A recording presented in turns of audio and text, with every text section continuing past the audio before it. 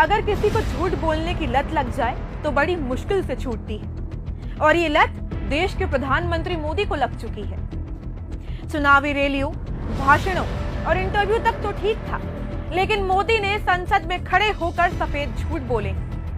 मोदी कह रहे हैं कि कर्नाटक, यूपी और राजस्थान में पिछली बार की तुलना में बीजेपी का वोट प्रतिशत बढ़ा है।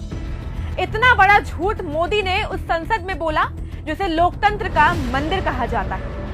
कर्नाटक, यूपी और राजस्थान में पिछली बार की तुलना में बीजेपी का वोट परसेंट बढ़ा है। अब सच्चाई मैं आपको बताती हूँ। ये ग्राफ देखिए, 2019 में कर्नाटक में बीजेपी को 51% लोगों ने वोट किया था और बीजेपी ने यहाँ 25 सीटें जीती थी, जबकि 2024 में बीजेपी का करीब 6% वोट कम हुआ।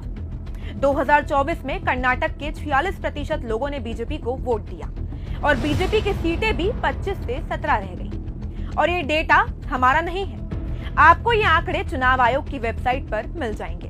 अब बात करते हैं यूपी की। 2019 में बीजेपी को यूपी में करीब 50% लोगों ने वोट किया था और बीजेपी ने यहाँ 62 सीटें जीती थी, जबकि 2024 में यहाँ बीजेपी का करीब 9% वोट कम हुआ। यूपी में 41% लोगों ने बीजेपी को वोट किया और बीजेपी की सीटें भी 62 से 33 ही रह गई। मतलब बीजेपी का वोट प्रतिशत भी कम हुआ और सीटें आधी रह गई। अब बात करते हैं राजस्थान की।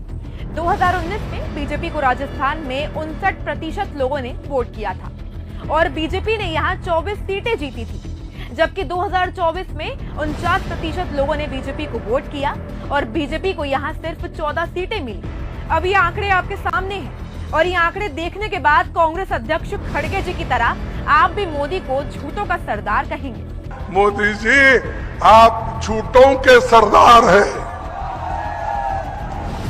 आप झूठों के सरदार हैं। सही नहीं बोलते, लोगों को सही नहीं बताते, देश को मजबूत रखना नहीं जानते। पिछले 10 सालों से मोदी ने सिर्फ झूठ बोला है। सड़क से लेके संसद तक सिर्फ जुमलेबाजी की है। इसी जुमलेबाजी और झूठ की वजह से जनता ने 400 से 240 पर ही समेट दिया। लेकिन मोदी है कि मानते ही नहीं। इनको झूठ बोलने की लत लग चुकी है। ये लत छूट पाना अब मुश्किल ही नहीं, नामुमकिन है।